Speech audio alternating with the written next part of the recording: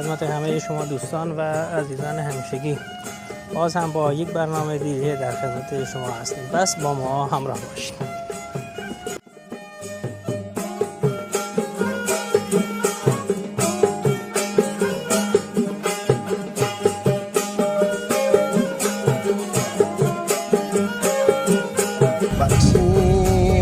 بعدين فكرنا شلون كني؟ بعدين فكرنا بيشهدنا وين كان هو ما انتم مين ربطون خدا دات يهوى عمر السردن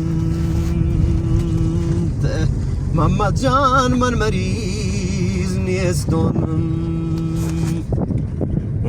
من مریض نیستم نبارگی من دردن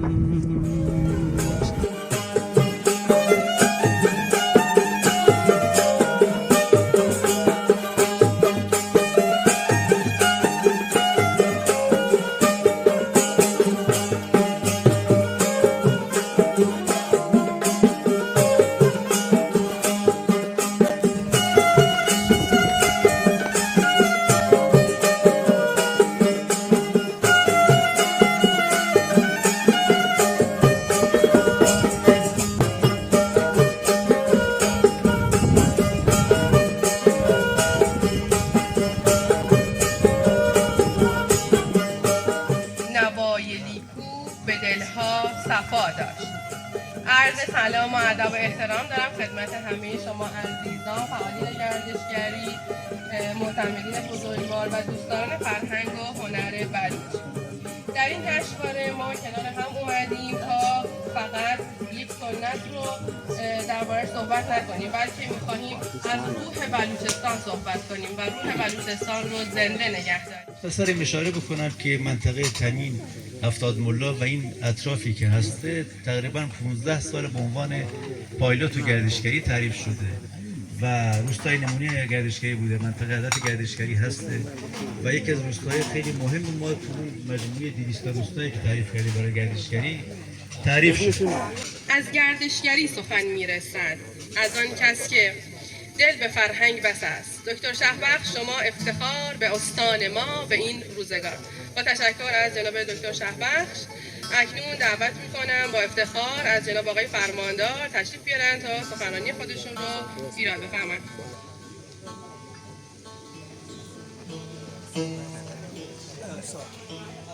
الرحمن الرحیم. الحمدلله رب العالمین و العاقبة للمتقین. میراثی که در واقع از گذشتگان ما و شما برای ما و شما به ارث مانده است و انتقال این در واقع دانش و سرمایه و این میراث به آیندگان مسئله خیلی مهمی هم هست. امروز این جلسه و این جشن در واقع در همین قالب گرفته شده است. عنوانش هم جشنواره گردشگری لیکو هست. من بیش از این تصدیق نمی کنم، خودم تمایلی نداشتم که بیش از این تصدیق بکنم و گفتیم که انشالله از صحبت هنرمندان و عزیزان و از اجرای برنامه‌هاشون انشالله استفاده بکنیم. با سلام و صلواتی بر محمد و آل محمد. تشکر. سخن گفت از دل برای وطن، برای نغمه، برای سخن. درود بر بزرگان این سرزمین که در قلب ما جای دارند یقین. با تشکر از جناب فرماندار. در این قسمت از برنامه دیگه نوبتی هم باشه، نوبت اجرای موسیقی لیکو هست. دعوت میکنم از دوستانی که تشریف آوردن همراه با تشویق شما عزیزان. رحیم، عرض سلام ادب و احترام دارم محضر یکایک شما عزیزان حاضر در جلسه. دومین جشنواره لیکوخوانی هست در تمین. لیکو نمونه شعر بلوچی فولکلور بلوچ است و در زمره ادبیات شفاهی قرار گرفته است. همچنین شعری نامکتوب است که در طی دوران مختلف تاریخی نسل به نسل و سینه به سینه در میان قوم بلوچ جاری بوده است.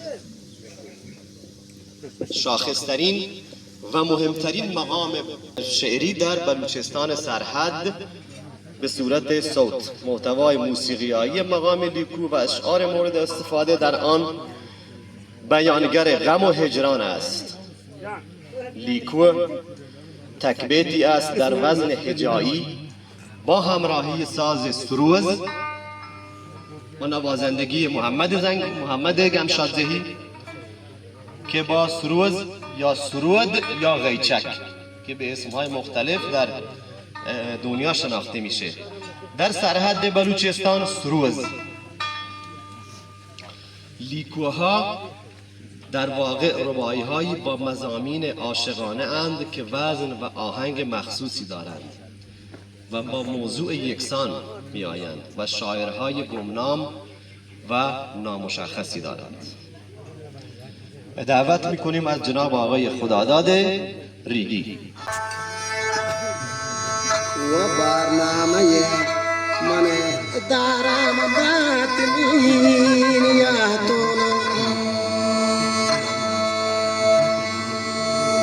و دتما چاہی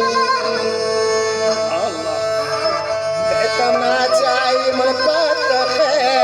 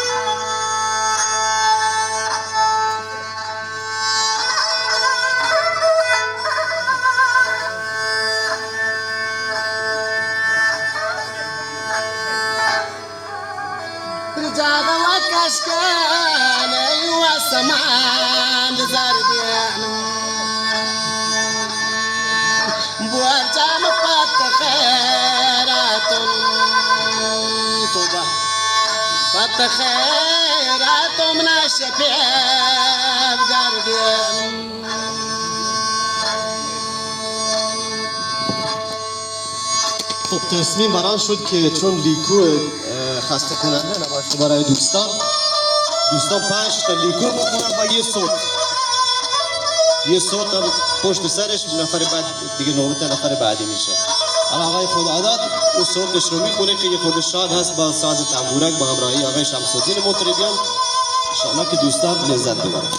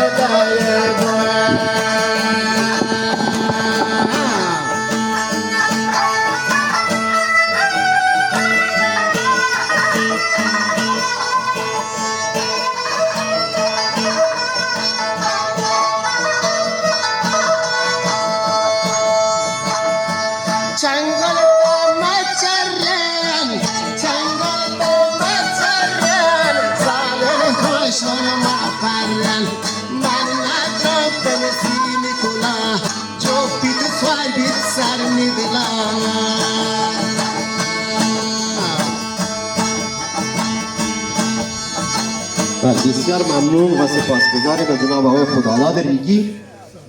نفر دوم آقای عبدالستار ریگی از خوشاب.